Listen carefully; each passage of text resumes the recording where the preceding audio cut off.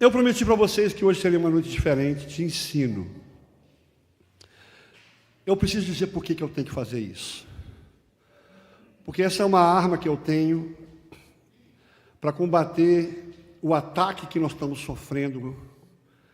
E eu digo que o ataque foi realmente violento quando um pastor, essa semana, publicou, um pastor de renome, que Jesus não veio salvar a todos, que a salvação de Jesus não é para todos. Isso me dói o coração, irmãos, quando alguém consegue vender uma teoria onde há um pensamento que Deus escolheu pessoas para serem salvas e pessoas para não serem salvas. Imagina, meus irmãos, se Jesus não te salvar, e talvez me salva porque eu sou mais especial do que vocês, né? Vai querer me salvar porque minha presença lá é muito alegre, vai ser muito bom. Mas vocês que são chatos, vocês não vão para o céu, porque Deus não escolheu vocês.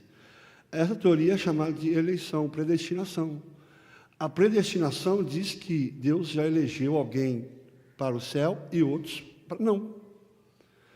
E quando você tem coragem de publicar na internet, você não está só agredindo as outras igrejas que pensam diferente, porque o mundo, ele não precisa saber que há uma diferença entre os nossos pensamentos.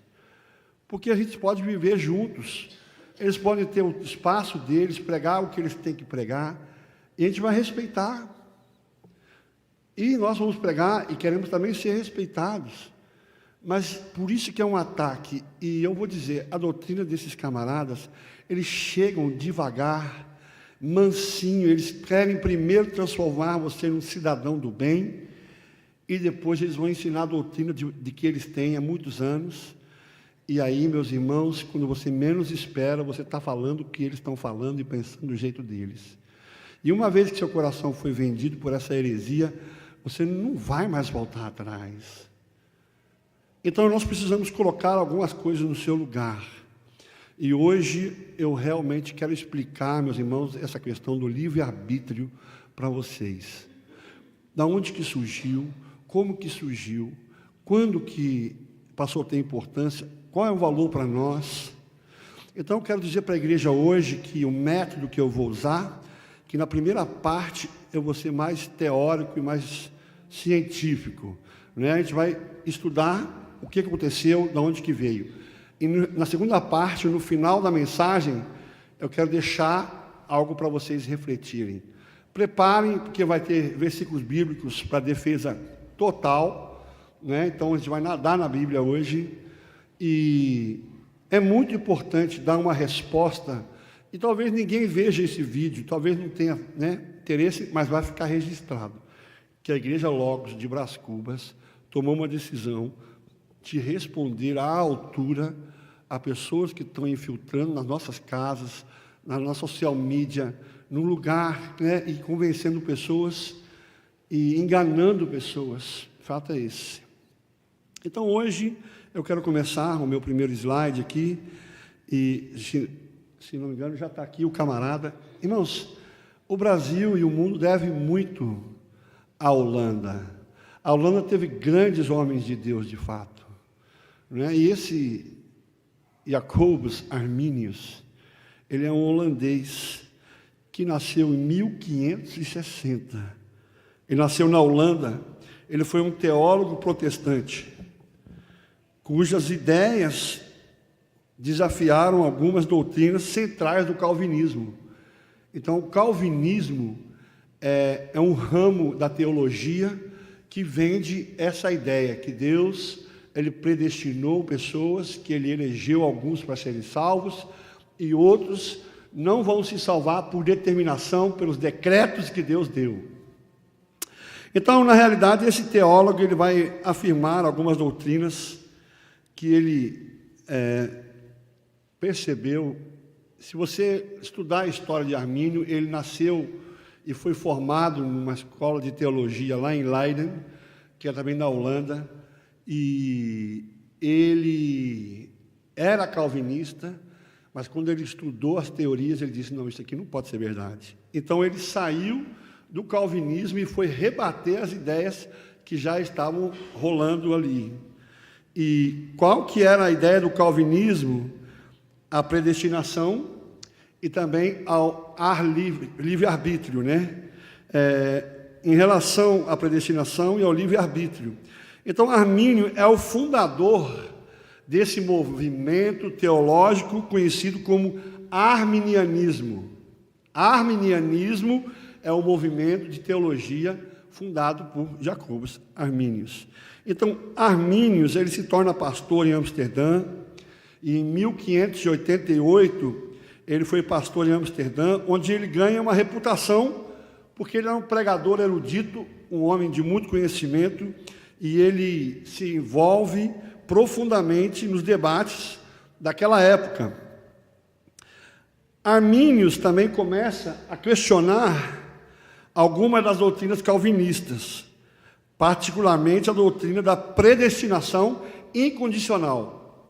Então, Deus te predestinou, se você quer ou não, se Deus te predestinou, você não tem como escapar, você vai ser salvo. E ele ensina que Deus escolheu algumas pessoas para a salvação e outros para a condenação. Meus irmãos, isso é uma aberração, independente de qualquer ação humana. É isso que ele ensina, então, que Deus escolheu algumas pessoas para serem salvas e outros para não serem salvas. Meus irmãos, isso é um absurdo. Mas Arminius, ele propõe que a eleição de Deus era baseado na presciência, ou seja, Deus sabe de antemão, presciência. Então, baseado na presciência de Deus sobre a fé e as obras dos homens. Então, o que Deus faz? Deus já sabe de antemão aqui se você vai ser fiel, se você vai escolher. Isso seria impossível a gente falar que Deus não conhece o futuro, porque Ele é o alfa e o ômega. Ele é o princípio e o fim. Todas as coisas que existem estão dentro daquele alfa e daquele ômega, daquele princípio e fim. Então, se Deus já conhece o fim, Ele sabe as pessoas que vão servi-lo e que vão dizer voluntariamente ao seu nome, eu quero obedecer e quero seguir Jesus. Então, Deus, na sua presciência, Ele já sabe sobre a fé e as obras humanas. Ele acredita que Deus desejava que todos os homens fossem salvos. Está aí? Consegue ler ou não aí atrás? Ou só eu que consigo ler aqui? Deus deseja que todos sejam salvos. Meus irmãos, a vontade de Deus é que todos os homens sejam salvos. E quando Ele faz a promessa para Abraão, Ele diz, em ti serão benditas todas as nações da terra. Então, eu quero que essa salvação, que essa salvação dependia da resposta livre. Você é livre para responder a resposta livre do indivíduo à graça preveniente de Deus. Então, você é livre para responder o Senhor. E Jacobus Arminius, ele é lembrado como um teólogo que tinha coragem, meus irmãos. Porque para você, naquela época, onde tudo era muito severo, e os calvinistas, semelhantemente, meus irmãos, à Inquisição Católica Romana, os calvinistas mandavam matar e prender qualquer indivíduo que levantasse contra a ideia que eles tinham. João Calvino, ele é um assassino, meus irmãos, de marca maior. Porque qualquer herético que se levantasse, pescoço na degola. Queimado, enforcado, apedrejado, apanhava. Mas esse Arminius, ele teve coragem. E ele vai desafiar aquelas normas da teologia da sua época, cujo pensamento tem um impacto. Qual é o impacto? No cristianismo, meus irmãos. Porque imagina você vir para a igreja hoje, e você dá o seu dízimo, e você participa do culto, e você participa dos estudos, e você entrega a sua vida, mas você sai nessa escada aqui dizendo, eu não sei se eu sou eleito, eu não sei se eu fui escolhido, talvez Deus não me escolheu, talvez Deus não quis me escolher. Mas imagina se você tem um irmão ou um pai, uma mãe, e aí o pai é escolhido e a mãe não é escolhido. Você é escolhido e seu irmão não é escolhido. Meus irmãos, isso não seria terrível, meus irmãos? E aí ele começa um movimento. E esse movimento, você tem que entender bem, são os remonstrantes. São os discípulos dele, chamam remonstrantes. Então, essa remonstrância nasceu em 1610. O Brasil já tinha sido descoberto, meus irmãos, em 1610. Então, após a morte de Armínios, que foi em 1609, ele tinha seguidores. E esses seguidores, meus irmãos, vão fazer um favor para a igreja hoje. Esses seguidores, conhecidos como remonstrantes, eles vão formular 5 artigos, 5 pensamentos. E aí, quando fala 5, é fácil. Porque se eu falasse é 10, é 30, é 100. Não, 5 artigos importantes, 5 pontos importantes que eu quero tratar com vocês hoje, que era a mensagem principal deles. E a mensagem principal deles, primeiro, é o livre-arbítrio. Essa é a questão, meus irmãos. O livre-arbítrio. Vamos repetir? Livre é a primeira. A primeira. O arminianismo ensina que os seres humanos têm a capacidade de responder à oferta da graça de Deus. Eles têm capacidade. É isso que eles ensinam. O ser humano pode dizer sim ou não para a salvação. Eles podem dizer sim ou não para Deus. Eles podem dizer sim ou não para a verdade bíblica. Embora o pecado ele tenha corrompido a nossa natureza humana, a graça que Deus nos deu restaura a capacidade do homem de escolher. E a própria Bíblia diz que o Espírito convence o homem do pecado, da justiça e do juízo. Então há uma ação de Deus quando nós pregamos o Evangelho no espírito do ser humano. Quando você fala do Evangelho para alguém, a pessoa tem os olhos tapados, ela não enxerga nada. Mas quando você fala de Jesus, os olhos fazem assim. Aí elas passam a enxergar o Evangelho. Quando você sai de perto dessa pessoa, faz isso de novo assim, ó, pum.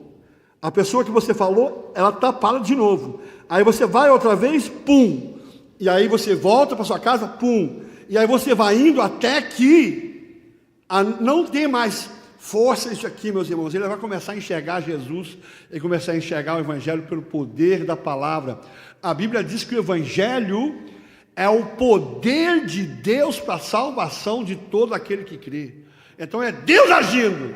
Romanos capítulo 1. Então, se você entender que Deus age, meus irmãos, mediante a pregação do Evangelho, por isso que a igreja recebe do Senhor Jesus a incumbência, dizendo, ide por todo o mundo e pregai o Evangelho a toda criatura, porque nós temos que abrir os olhos dessas pessoas, para que o poder de Deus, o Espírito, a água, né, que flui no nosso interior, que transborda de nós, o rio de água viva que nós jorramos, possa alcançar a vida das pessoas. Jesus estava com aquela mulher samaritana, ela disse, Senhor, não tem como tirar a água, o poço é fundo. E Jesus responde para ela, se você tomar da água que eu lhe der, nunca mais você vai ter sede. Então, nós temos que dar a água para a pessoa, para que ela possa entender, e quando ela entender o Evangelho, ela tem o direito de dizer, eu creio, eu recebo isso para a minha vida. Então, isso nós chamamos de graça preveniente. É a graça que Deus nos concede, ou que concede a todos, permitindo que as pessoas exerçam o livre-arbítrio para aceitar ou para rejeitar o Evangelho. E essa graça, ela é necessária, porque sem ela, o ser humano, por causa do pecado, não poderia nunca escolher a Deus por si mesmo.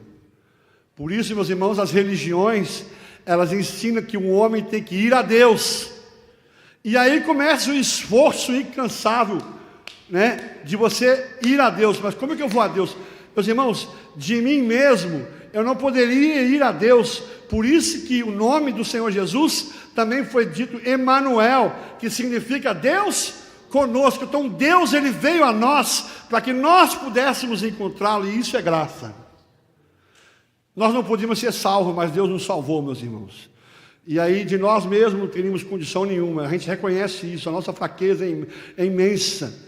Mas quando Deus entra em ação, meus irmãos, e nos dá a sua graça mediante a pregação do Evangelho e a abertura dos olhos, o coração vai se abrir, a semente vai germinar, meus irmãos, a pessoa tem condição de dizer: eu creio no Senhor Jesus.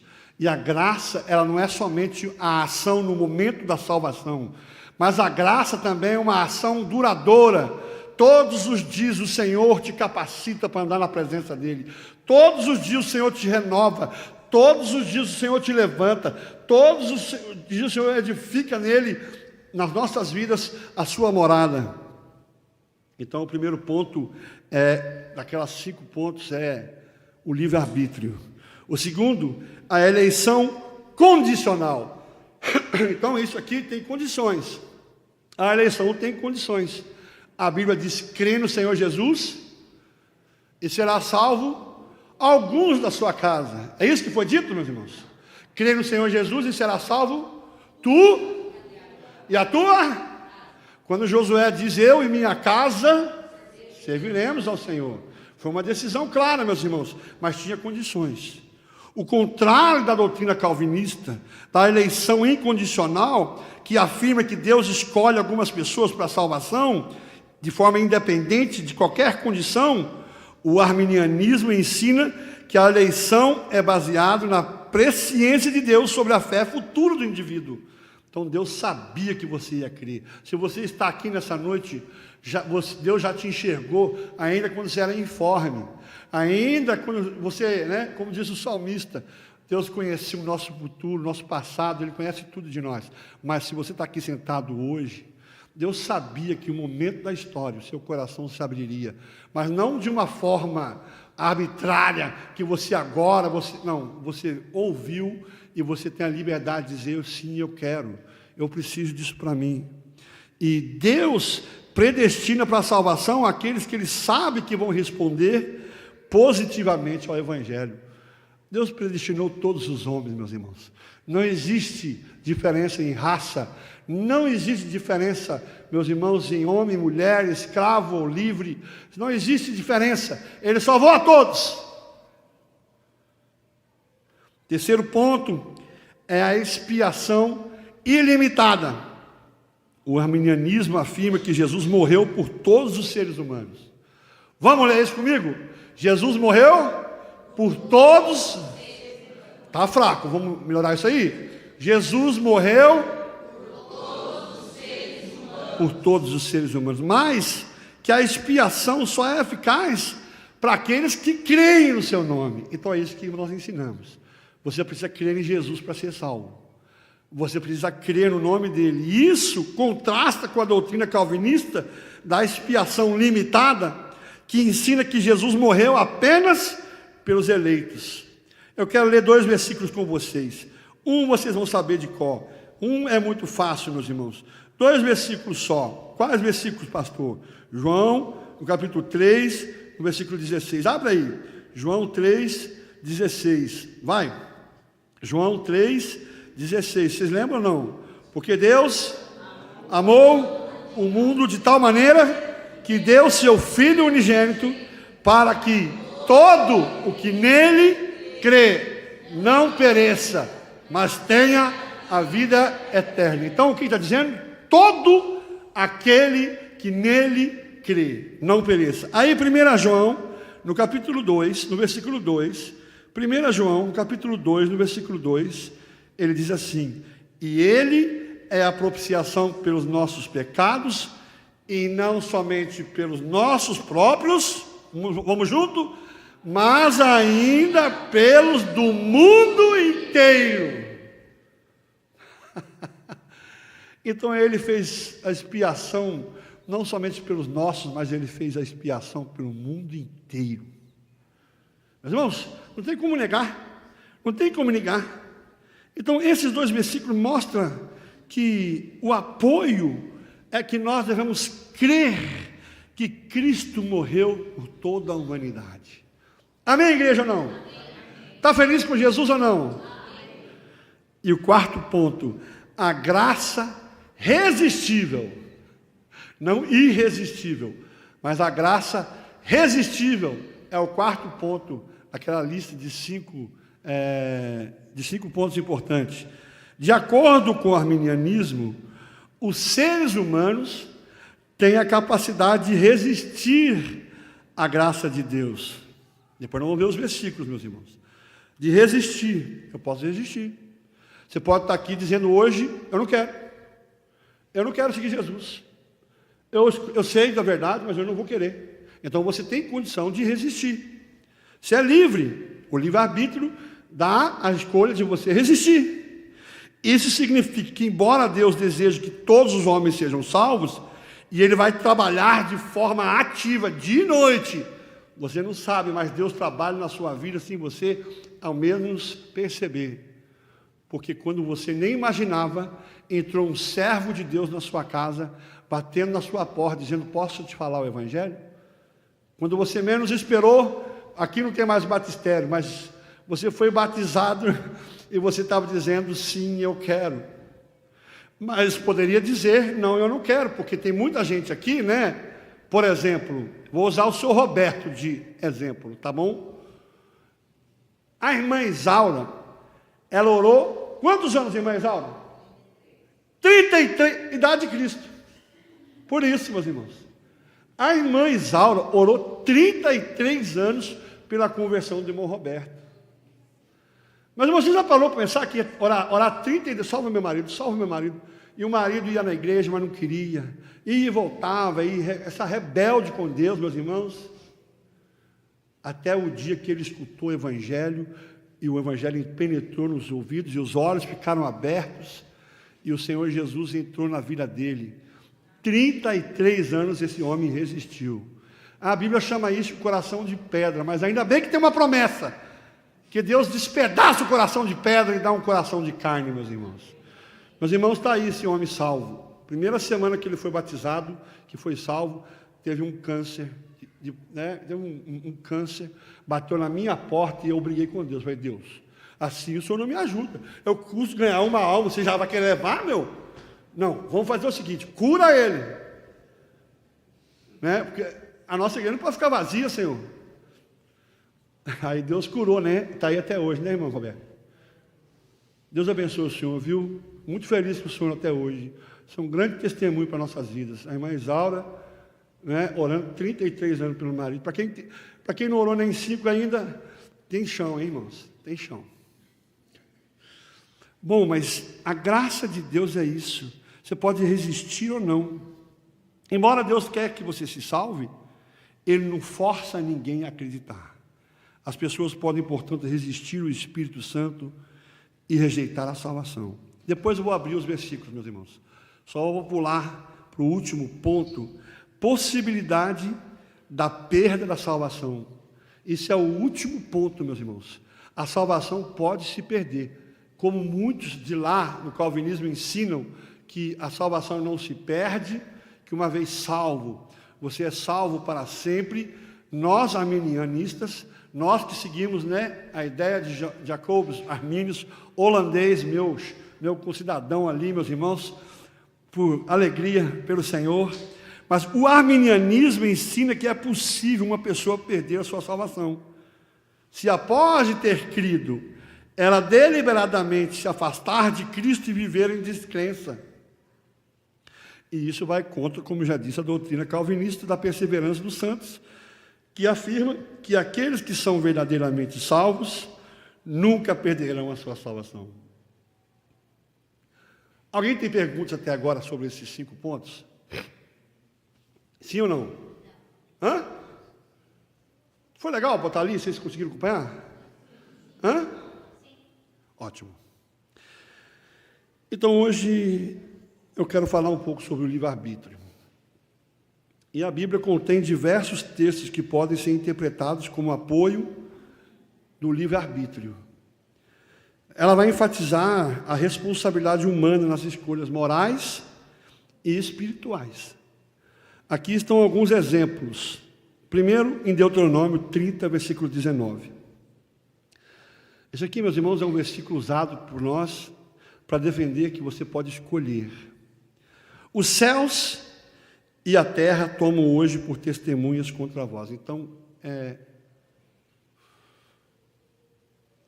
você agora vai testemunhar. Os céus e a terra tomam hoje por testemunho contra vós. Então, tudo que Deus criou, tudo que Deus fez, tudo que Deus é, que vós propus a vida e a morte. Então, Deus, ele propôs vida e a morte. A bênção e a... Qual que é a próxima palavra aí, meus irmãos? Escolhe, pois, a vida para que vivas, tu e a tua descendência. Então veja que ele nos dá a oportunidade de escolher entre a vida e a morte. Você pode escolher a bênção ou a maldição. Então escolhe, pois, a vida para que vivas e tu e a tua descendência. Nesse versículo, Deus está oferecendo ao povo a oportunidade de escolher entre a vida e a morte, indicando que eles têm poder de escolher. Josué 24, eu já citei aqui hoje, versículo 15. Porém, se vos parece mal aos vossos olhos servir ao Senhor, o que está escrito agora, meus irmãos? Vamos lá, mais alto. Escolhei hoje a quem servais. Se aos deuses a quem serviram vossos pais, que estava além do rio, ou aos deuses dos amorreus, em cuja terra habitais. Porém, eu e a minha casa... Josué, ele desafia o povo para escolher aqui a quem eles vão servir, sugerindo que a escolha é deles e que eles são responsáveis por essa decisão. Apocalipse 3:20. Apocalipse 3:20. Eis que eu estou à porta e bato. Se alguém ouvir a minha voz, se alguém ouvir a minha voz e abrir a porta, entrarei em sua casa e com ele cearei e ele comigo. Então veja que esse versículo mostra que Jesus está batendo no coração, na vida da pessoa. Se a pessoa abrir, ele vai entrar. Então aqui mostra a aceitação ou a rejeição, é possível. Mateus 23, versículo 37. Jerusalém, Jerusalém, que mata os profetas e apedrejas os que são enviados. Quantas vezes eu quis ajuntar os teus filhos como a galinha junta os teus pintinhos debaixo das tuas asas. E, meus irmãos? E tu não quiseste. Eles não queriam. Eles não queriam. Então tem gente que quer e tem outros que não quer. Então não quer. Aqui Jesus lamenta a rejeição de Jerusalém, indicando que aquele povo tinha a opção de aceitar a proteção divina, mas escolheu não o fazer. Romanos 14:12. De maneira que cada um de nós dará conta de si mesmo a Deus. É isso? Assim, cada um de nós dará conta de si mesmo a Deus. Então, o que você decidiu, você vai ter que dar conta a Deus. A escolha é sua. Então, se você falar que Deus determinou, não tem a sua escolha. Mas se você vai escolher ou não, você sempre pode escolher, meus irmãos. E esse texto mostra a responsabilidade pessoal de cada um de nós. Então a Bíblia ainda apresenta casos que eu quero mostrar para vocês, em que o livre-arbítrio é evidenciado, mostrando como uma escolha feita pelos indivíduos tiveram consequências significativas para a vida deles e para o cumprimento do plano de Deus. E aqui estão alguns. Primeiro, eu não podia deixar de dizer Adão e Eva. Adão e Eva, nós todos sabemos o contexto dessa história. Em Gênesis 3, de 1 a 6. Então, o contexto é que no Jardim do Éden, Deus deu a Adão e também a Eva a liberdade para comer de todas as árvores. Todas vocês podem comer, exceto a árvore do conhecimento do bem e do mal. Se vocês comerem daquela árvore, certamente vocês vão morrer. Então, eles, no entanto, tiveram a escolha, obedecer ou não o que Deus tinha falado. E o tentador os levou e convenceu a fazer o contrário daquilo que Deus tinha dito. E isso mostra que a evidência é o livre-arbítrio. A escolha de Adão, a escolha de Eva de comer daquela árvore proibida, foi um ato de livre-arbítrio. Eu não vou discutir se é árvore literal, o que é, não é hora de fazer isso. Mas a obediência sempre está à sua escolha. Você vai fazer o que Deus falou ou não? Então, essa escolha trouxe consequências drásticas. Primeiro, porque toda a humanidade ali caiu. Foram expulsos do jardim do Éden. O homem e a mulher, expulsos da glória de Deus. Expulsos, meus irmãos, do jardim. O jardim foi cercado e eles não puderam retornar. Porque se eles ficassem no jardim, eles vão viver eternamente. E Deus assim determinou que toda alma que pecar, essa morrerá. Aí vem Caim e Abel, em Gênesis 4, 6 a 7. Deus aceita a oferta de Abel, mas rejeita a de Caim, e isso deixa Caim furioso. Deus adverte Caim sobre a escolha que ele tinha diante de si, porque se ele tivesse feito a oferta ainda, se ele tivesse obedecido e corrigido a oferta dele, seria aceito como foi também a oferta de Abel, para dominar o pecado e ser dominado por ele. Então, aqui de novo tem uma evidência do livre-arbítrio. Caim escolhe, em seu livre-arbítrio, ceder à inveja e à raiva que resultou no assassinato do seu irmão. A sua escolha tem consequências graves, incluindo o exílio e a maldição de Deus. E aí, nós já falamos um pouco sobre Josué e o povo de Israel. Mas eu quero ressaltar novamente para que frise isso na sua mente. Depois que Josué conduziu o povo, até a porta da entrada da terra prometida, ele faz um desafio. Vocês têm que escolher se vocês querem servir a Deus ou aos deuses dos amorreus. É a evidência do livre-arbítrio. Vindo para o Novo Testamento, para não ficar só no Antigo, nós temos o jovem rico, mestre, Ele chama Jesus de mestre e pede para segui-lo. E aí, Jesus faz uma proposta para ele deixar tudo, deixa tudo e me segue. E o jovem tem a oportunidade ali de decidir sim ou decidir não, e ele prefere então, naquele momento, abdicar de seguir a Deus. Então, um jovem rico se aproxima de Jesus e ele pergunta: o que eu posso fazer para herdar a vida eterna? E Jesus disse: vende tudo que tem e dá aos pobres e volta e me segue. E ele então prefere. Olha o livre-arbítrio. O jovem teve a liberdade de seguir a Cristo ou de manter as suas riquezas. Ele escolheu não seguir Jesus porque não quis abrir mão da sua posição, talvez dos seus bens, de tudo que tinha, evidenciando aqui o livre-arbítrio. Mas nós temos outros exemplos famosos. Nós temos Pedro negando Jesus. Jesus já tinha dito para Pedro: hoje ainda o galo vai cantar e você vai me negar. Ele podia ter escolhido. Tem Paulo no caminho para Damasco, quando ele cai ali prostrado e sabe que é o Senhor, ele pergunta: Senhor, Saulo, Saulo, por que me persegues? Ele podia ter decidido: não, eu não vou seguir o Senhor, eu vou matar ainda a igreja.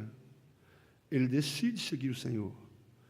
Mas o caso mais famoso é Jonas, meus irmãos, o profeta fujão, que é o prototipo da igreja. Nós somos o profeta fujão, meus irmãos, porque nós fugimos da nossa responsabilidade de levar o evangelho a toda criatura. Isso nós fugimos. Nós estamos todo mundo odiando a Nínive. Você odeia o incrédulo. Meus irmãos, hoje é domingo e tem um culto afro perto da minha casa, e o batuque, na hora que eu estou preparando esse sermão, tem um batuque no fundo, e está lá uns gritos, berros do capeta, e eu estou lá, Senhor Jesus, tem misericórdia. Aí tem um cara agora que inventou de ficar na porta da minha casa, fazendo combate espiritual. O que ele faz? Ele abre as portas do carro e a tampa do capô e põe um som na maior altura com hino de crente, achando que isso vai gerar um contrito no mundo espiritual e que os da macumba vão parar. Meus irmãos, nós crentes, nós temos que se respeitar se nós queremos ser respeitados. Todo mundo tem direito de ter o seu culto. Nós estamos num país laico. Se querem batucar, meus irmãos, eles têm direito, dentro do horário e do limite que todo mundo tem que respeitar. O meu direito começa ou termina onde começa o direito do outro. Eu que sou vizinho, pastor, nunca fui amarrar espírito ali, meus irmãos. Porque não adianta amarrar espírito. Se você quiser mudar aquela situação, você tem que ir na porta daquele lugar e pregar o evangelho para aquelas pessoas. Em vez de ficar combatendo espiritualmente, vamos levantar as mãos e vamos expulsar o demônio de Mogi das Cruzes. Os demônios, eu repreendo os demônios sobre Mogi. Para onde vão os demônios? Para Suzano. O trem, meus irmãos, passa ali, os diabinhos, tudo de mala feita, indo para Suzano, para Itaquá. Aí os irmãos de Suzano, de Itaquá, faz o que, meus irmãos? Nós repreendemos, volta para Mogi. Vocês decidem, os demônios também não sabem para onde ir. É Mogi ou é Suzano? Então, meus irmãos, nós somos muito tolos. É uma bobagem essa coisa de batalha espiritual. Nós não somos bruxos, não, meu irmão. Aqui ninguém... Como é que chama aquele bruxo famoso? Hã? Eu sou Harry Potter por acaso, meus irmãos? Tenho cara de Harry Potter, meus irmãos. Mas tem muito crente mais famoso e mais importante que Harry Potter. Pelo amor de Deus, meus irmãos. Quiser mudar o mundo, cria vergonha na cara, igreja. Para de ser agente secreto de Cristo e vai levar o evangelho. Eu sou agente secreto de Jesus. Ninguém sabe no meu trabalho que eu sou crente. Lógico, ninguém vai se converter. Mas, irmãos, Jonas foi esse cara, fujão. Ele podia sim escolher se ele ia ou não. As consequências foram graves? Foram. Mas lá no fundo, das profundezas, ele tomou uma decisão correta, livre-arbítrio, de dobrar os seus joelhos e clamar pelo perdão do Senhor. Meus irmãos, acorda, igreja. Poderia falar de Abraão, que saiu da sua terra e que ofereceu Isaac. Raabe, que decidiu ajudar e não entregar os espias. Ruth, que decide seguir Naomi e dizer: onde for, eu irei. O Deus que você servir, eu vou servir. O seu Deus será o meu Deus. As pessoas escolhem, meus irmãos, e tantos outros exemplos. E esses casos vão mostrar que o livre-arbítrio está presente na história bíblica, onde indivíduos como nós tomaram decisões e que têm consequências pessoais e coletivas. Então, toda a Bíblia ilustra a importância da escolha dos homens dentro do plano divino e também a responsabilidade que vem com a liberdade da decisão. Você vai decidir sobre a sua vida. Você vai tomar uma decisão. E no dia do juízo final, é você que vai prestar conta com o que você faz. Amém? Quem entendeu até agora?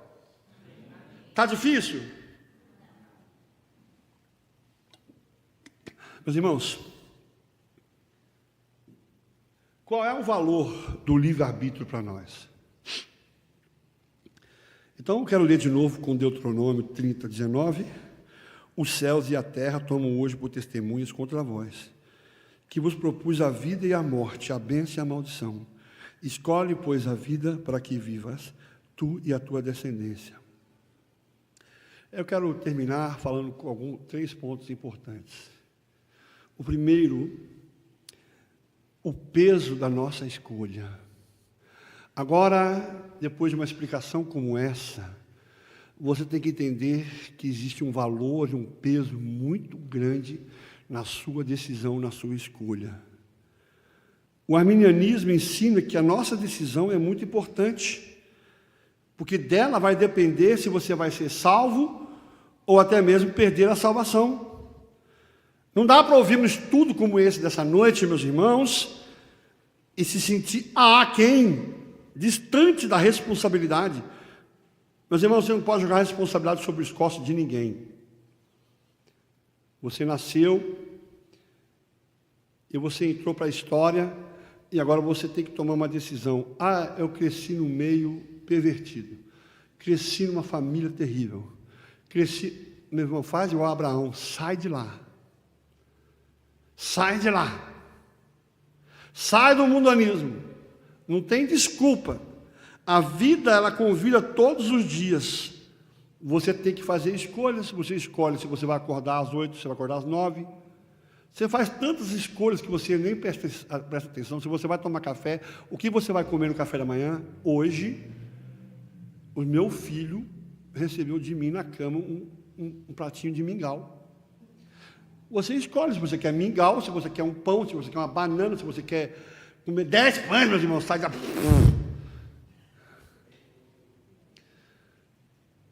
A nossa vida, ela tem escolhas importantes. Com quem você vai casar, qual a sua profissão, mas acima de todas as escolhas está a sua decisão.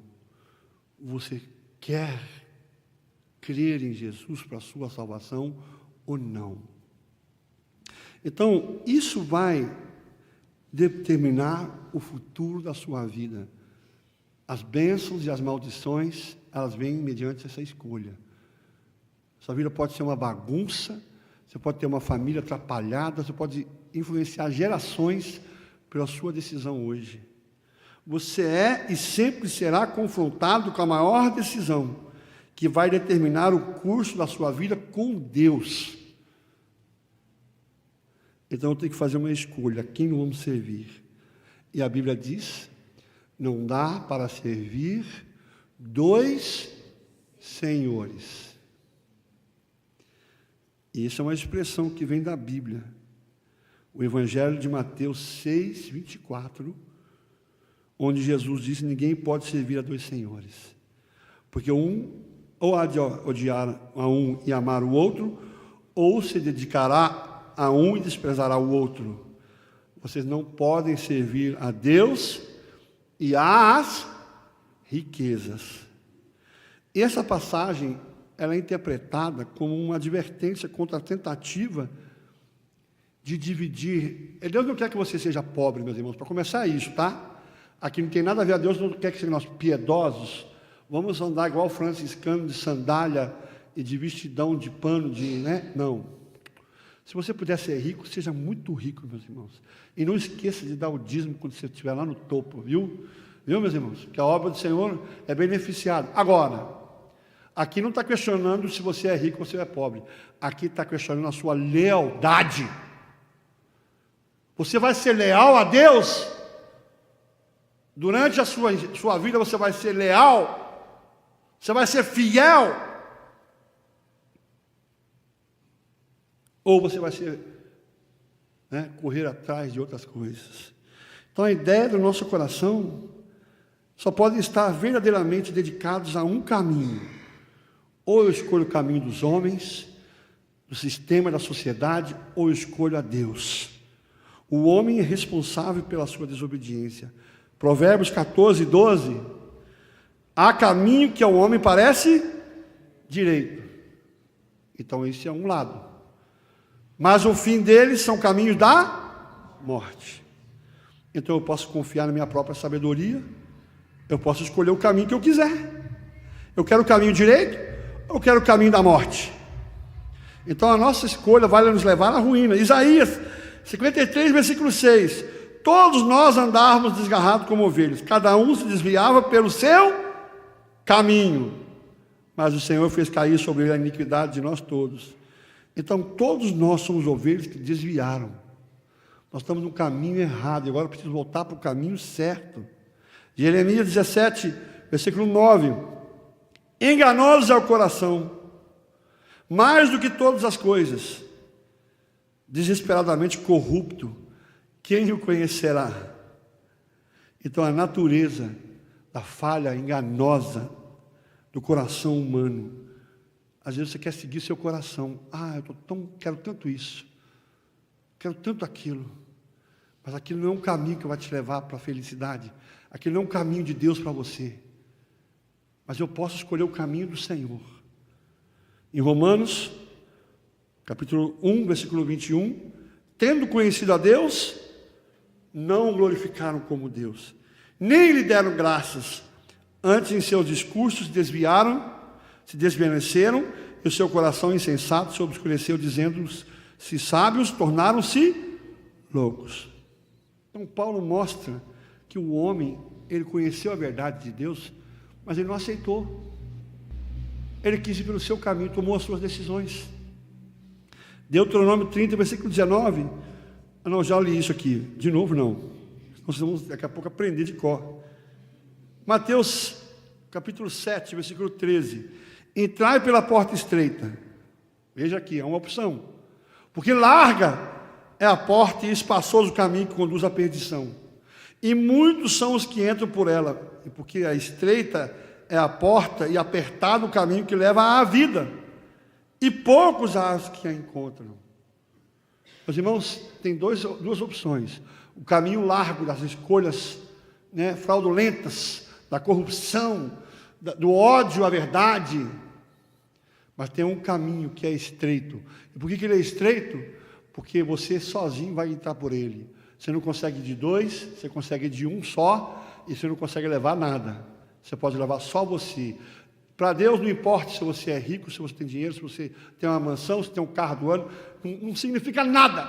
Você não é mais abençoado porque você tem um carro ou porque você é dono de uma empresa. Porque você escuta esse testemunho na televisão. Porque eu não tinha nada, estava endividado, e hoje eu tenho 2 empresas, e eu tenho carro importado e tenho meu próprio jato. Meus irmãos, eu fui lá uma vez assistir o culto dos empresários, pedindo uma oferta de 100 mil para cima, prometendo uma ilha própria para você. Deus pode te dar uma ilha. Meus irmãos, o que você faz com uma ilha? Vai lá e senta nele você sozinho. Ai, que delícia, que está onde eu estou? Estou na minha ilha. Isso é bênção?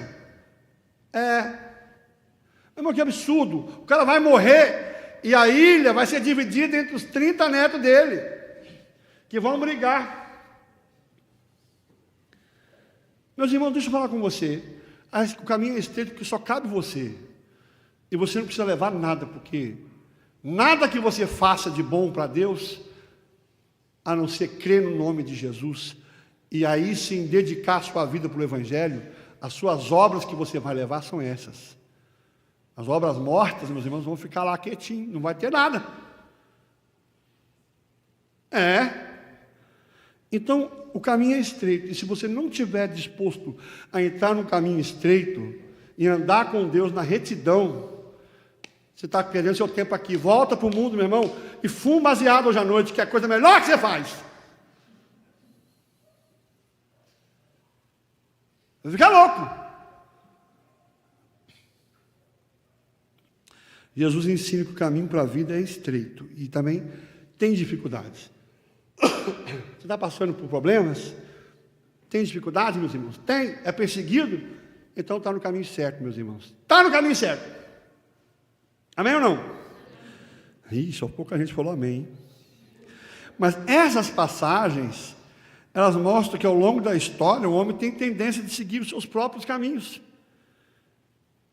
O homem tem tendência de frequentar outros meios a não ser receber o discernimento de Deus. Você está ouvindo tantas vozes, meus irmãos, quem que você consulta? Você começa a passar por problemas, você vai para sua vizinha. Você não sabe o que fazer? Eu não sei. A pessoa vai dizer para você o que você tem que fazer. Você consulta profetas, você consulta médios cristãos, meus irmãos. Feitiçaria cristã, faz igual Saul. Ressuscita lá o profeta. Ressuscita para saber se você vai ganhar ou perder. E Deus tira você do seu posto. Meus irmãos, consulta o Senhor. A Bíblia já diz que a palavra de Deus é uma lâmpada para os nossos pés. É ela que conduz a nossa vida. Se você tiver uma outra voz dizendo, faça isso, faça aquilo, me procura, que eu vou orar por você. O livre-arbítrio é o maior dom que Deus nos deu. Foi uma dádiva, meus irmãos. Ele não fez um monte de robô, que agora você é obrigado a andar num sistema que ele planejou duramente. Meus irmãos, ainda os calvinistas gostam de ser puritano, e o puritano ele não pode comprar uma televisão, porque gasta dinheiro. Ele não pode ir num restaurante. Tem calvinista na sua casa, meus irmãos? O calvinista da sua casa é aquele que te fala, não vamos no restaurante não, não vamos gastar dinheiro não vamos nos divertir não vamos nos alegrar não pode tocar naquilo, não pode comer aquilo, cria seus filhos, tira a cinta e dá a costa nos seus filhos de cinta, meus irmãos. Mas que coisa mais absurda é ensinar um filho batendo. Ele não é jumento nem cavalo para você bater, meu irmão. Aliás, nem jumento e nem cavalo você tem que bater. Porque fazia isso lá em Minas, tá? Por isso que eu estou falando. Lá em Minas tem as carrocinhas de areia, os cavalos cansados, meu irmão. E o cara, chilé, chilé, e o cavalinho, entendeu? Parece que a gente ensina. Meus irmãos, nós herdamos algumas coisas dos nossos pais que são ridículas. Por exemplo, corrigir com grito. Brigar gritando. Quem que ensinou que para brigar você tem que gritar? Um dia, meu filho amado me disse, pai, para de gritar, porque se você falar baixo, eu também escuto. Aí eu descobri que eu estava corrigindo meu filho gritando. Como é que eu vou corrigir meu filho gritando? Para brigar eu tenho que gritar. Eu aprendi desde cedo que quando a gente briga, a gente grita. Sendo que se a gente conversar um tom baixo, a coisa se resolve muito mais rápido. Não, mas nós temos que brigar e gritar. Nós temos que pegar uma cinta e dar nos nossos filhos, porque eles têm que aprender na marra. Meus irmãos, não faça o que o calvinista faz. Cria seus filhos com austeridade. Sabe por quê? São os teus filhos que vão ter que cuidar de você quando você envelhecer. E se você dá neles com austeridade, você vai criar inimigo dentro da tua casa. E quando você estiver velho, como o pastor Henrique está velho, não está velho, né? Está bonito o pastor Henrique. Cortei o cabelinho dele ontem, ficou bonito. Mas o pastor Henrique está com 91 anos, você sabe o que ele tem do lado dele? A família. Aí tem muita mulher que está sozinha com 60, orando, Deus, traz meus filhos, todos sozinhos. Mas é lógico, a vida inteira você foi uma mãe ruim.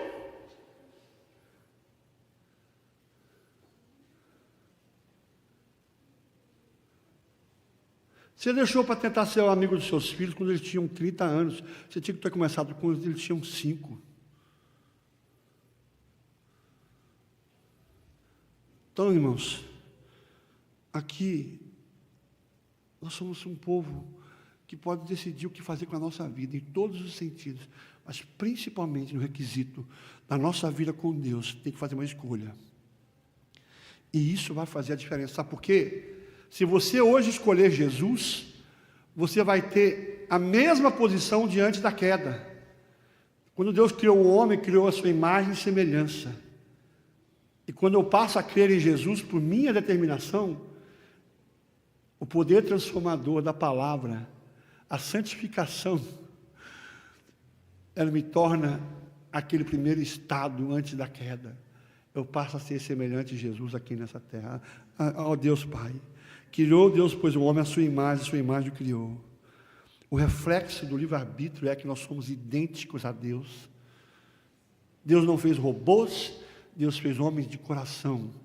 E Ele te pôs no coração de carne para você definir o que você quer hoje. O que você quer com a sua vida? Quando Deus criou o homem e a mulher, a sua imagem o criou. As nossas consequências, das nossas escolhas, dependem do livre-arbítrio. E precisou o homem cair para entender o que ele de fato perdeu. E é sempre assim, né, meus irmãos? Casamento acabou, precisou acabar o casamento para saber que a esposa, o marido, era uma boa pessoa. O que eu perdi? Agora estou sozinho. Nós somos muito bobos, meus irmãos. Precisa você ser mandado embora do seu emprego, porque a única coisa que você faz é reclamar do seu patrão. Aí você fica desempregado. Pastor, eu vim pedir para orar aqui para arrumar um emprego, meu irmão. Aí eu arrumo um emprego, eu vou dar um emprego para você. Daqui a pouco você está reclamando de novo. Meus irmãos, tudo na nossa vida está sendo assim, você já notou? É preciso perder a salvação, perder a oportunidade, perder a vida eterna. É preciso chegar no inferno para você entender o que você perdeu quando você não escolheu Jesus. Se você escolheu o inferno você vai ter. Se você escolher a vida eterna, vai viver eternamente no lado de Deus. Amém ou não? Deixa eu ver aqui, tem mais para falar, mas está em cima da hora. Provérbios 3, 5, 7. Confia no Senhor de todo. Essa é uma opção. E não te estribes no teu próprio. Essa é uma outra opção. Olha o livre-arbítrio. Eu posso confiar no Senhor, ou eu não posso confiar no Senhor. Isaías 5, versículo 21. Ai dos que são sábios em seus próprios olhos e prudentes em seu próprio conceito. Ai daqueles que confiam em sua própria sabedoria, indicando a autossuficiência. Jeremias 2,13, porque o meu povo cometeu 2 males. A mim me deixaram, o que, meus irmãos? O manancial das águas vivas. E o que aconteceu, meus irmãos? Cavaram cisternas rotas, que não. Meus irmãos, a sua vida sem Deus é isso. Você vai trabalhar, lutar. Você não vai conseguir nada. Porque dinheiro, ele entra aqui. Isso aqui está furado, meus irmãos. Está igual lá em casa, tá, irmãos? Eu estou falando de vocês só não. O dinheiro bate na conta, meus irmãos, já sei, amanhã. Dinheiro na mão, meus irmãos. Mas imagina uma vida sem Deus, meus irmãos. Você nunca vai conseguir ser feliz na sua inteireza. Essa passagem é importante porque ela mostra deixar um manancial de água viva. Manancial de água viva, Deus se compara a um manancial, uma fonte constante, abundante de água viva, que representa a sua provisão, cuidando da presença contínua. A água viva na Bíblia simboliza a vida espiritual. Você não quis a minha vida. Eu dei a minha vida, mas você não quis viver. Secou o seu coração. Cisterna rotas. É o contrário de uma cisterna que jorra. Sua vida está seca. Você secou, você não consegue amar ninguém, você não consegue viver, ter prazer na vida. Mas, irmão, você já pensou, se acordar amanhã não ter prazer na vida? Você não ter alegria de viver, meus irmãos? Você comer um churrasco e não saber deliciar um churrasco? Você ter um bom emprego, uma boa profissão que Deus te levou até com muita luta e muito suor, você chegou ali, mas você não aproveita nada.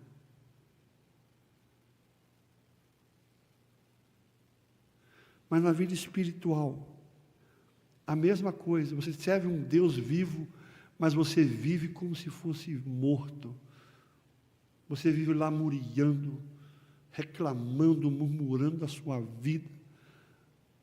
Você não aproveita o Evangelho nessa casa. Você não. Mas, irmão, se você soubesse o preço que custou a vida de Jesus, você tem que sair daqui todos os dias na rua, gritando de alegria: achei! Encontrei um tesouro! Eu vou vender tudo para comprar. Meus irmãos, o povo de Deus abandonou a fonte segura, tentou encontrar sustento e satisfação nas próprias criações. Abandono de Deus é isso. O povo deixou a Deus, que é uma fonte inesgotável de vida, uma fonte inesgotável de bênçãos, uma fonte inesgotável de satisfação. Se você quer viver uma vida satisfeita, viva ao lado do Senhor, porque sem o Senhor não há satisfação. E essas cisternas que você se enfiou, pode ser poder, riqueza, outra coisa qualquer. Se você colocou a sua confiança em homens ou em qualquer outra coisa, meu irmão, você está bebendo água salobre. E aí tem a incapacidade humana. A cisterna rota simboliza a futilidade dos esforços. Um homem sem Deus, ele se cansa. Até a Bíblia fala, né, que o ímpio trabalha para juntar. E para fazer o que com isso, meus irmãos? Ele dá para o justo. Você trabalha, você se mata de trabalhar. Nem para dar 1 centavo de dízimo você dá. Aí quando chega na hora de comprar as coisas, você não tem nem dinheiro, porque o que você quis economizar não foi economia, foi perda. Aí você está lá bem bom, comendo uma carne e quebra um dente, né, irmão? R$1.500 para arrumar um dente, meu irmão. Só assim, para começar. Não deu o dízimo, o dente, ó. Por isso que eu estou sem dente. Você não ri não, seus pagãos.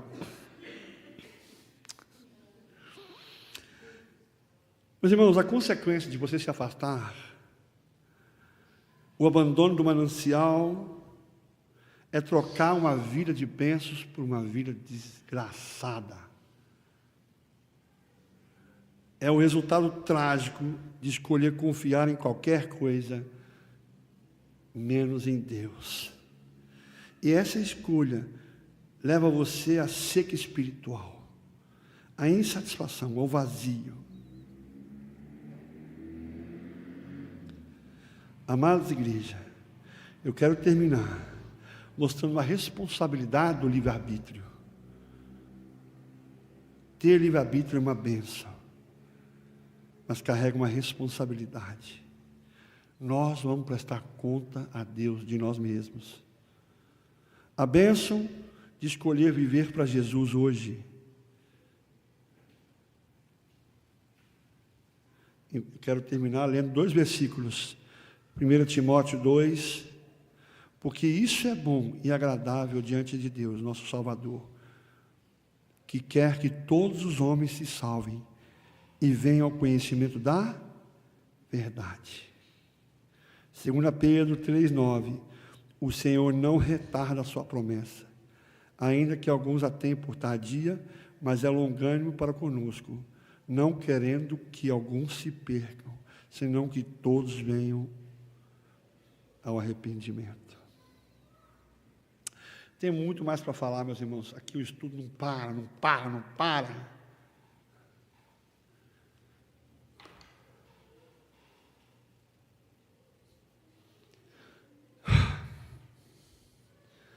Bom, eu tentei te convencer de que eu posso falar horas sobre o livre-arbítrio, mas se você nunca tomar uma decisão, isso não vai mudar nada. Não está na Bíblia, hein? Porque tem gente que fala que está na Bíblia, mas é bíblico. Se não vem por amor, às vezes tem que esperar a dor chegar. E nessa manhã eu contei para vocês que o meu tio levou uma vida horrorosa, meus irmãos. O meu tio foi um homem infiel no lar, bebeu demais, fumou demais, teve a vida que quis. E para ele restam poucos dias de vida, uma doença terminal. E como o ladrão da cruz foi na última hora, né, meus irmãos? Ele teve oportunidade E essa semana passada ele clamou por Jesus. Se tivesse feito a escolha 30 anos atrás, mas as pessoas querem adiar, sendo que a Bíblia diz que hoje é o dia oportuno, hoje é o dia da salvação. Você quer adiar.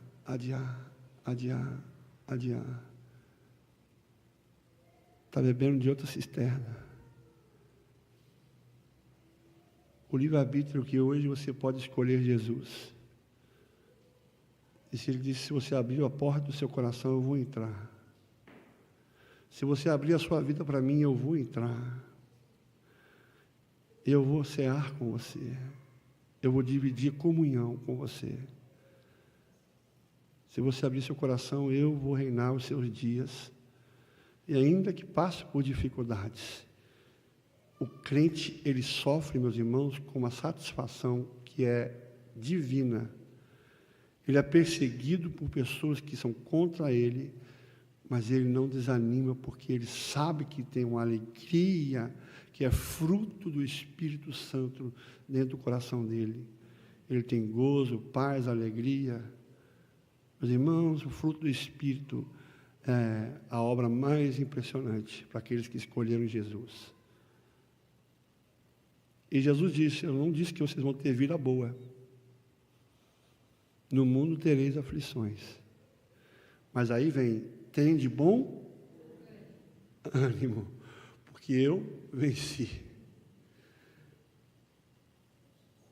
É por isso que Tiago disse para a gente ter um motivo de grande alegria por passagem por várias provações. Irmãos, escolha Jesus. Aproveita hoje que eu te ensinei a verdade. Deus escolheu todos nós. Mas também escolheu toda a sua família, que precisam ainda vir para cá. Amém, igreja? Quem entendeu? Quem quer que eu ore por você? Então baixa a cabeça, eu vou orar por vocês.